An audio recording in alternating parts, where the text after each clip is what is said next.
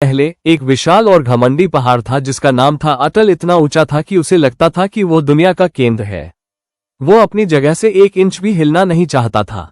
एक दिन सूरज की सुनहरी किरणें अटल पर पड़ी और उसने देखा कि उसके नीचे बहने वाली छोटी सी नदी कितनी खुश है।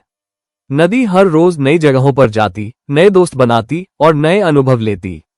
अटल ने नदी से पूछा, तुम इतनी तेजी से क्यों भागती हो? क्या तुम्हें अपनी जगह पसंद नहीं? देखो, मैं कितना शांत और अटल हूँ। नदी ने मुस्कुराते हुए जवाब दिया, प्यारे अटल, अगर मैं यहीं रुक जाऊंगी तो मेरा पानी दूषित स्टैग्नेंट हो जाएगा और मैं सूख जाऊंगी। ये गति, मूवमेंट ही मेरा जीवन है। मैं चलती हूँ ताकि समुद्र से मिल सकूं। अटल ने सोचा, कैसी अजीब बात है। पूरी जिंदगी एक ही जगह खड़े रहने में ही गरिमा, डिग्निटी है। समय बीतता गया। मौसम बदले। तारानकन जब बारिश हुई तो नदी भर गई। उसके किनारे पर हरियाली, ग्रीनरी आ गई और लोग वहां पिकनिक मनाने आने लगे। तारानकन, लेकिन अटल पर तेज हवाएं और बर्फ गिरी जिससे उसकी चट्टानें कमजोर होने लगी। हजारों साल बाद एक रात एक जोरदार भूकंप, अर्थक्वेक आया। अटल का घमंड टूट गया। उसकी एक बड़ी चट्टान खिसक गई और नदी के रास्ते में आ गई। नदी जोर से चिल्लाई, अटल, तुम मेरे रास्ते को क्यों रोक रहे हो?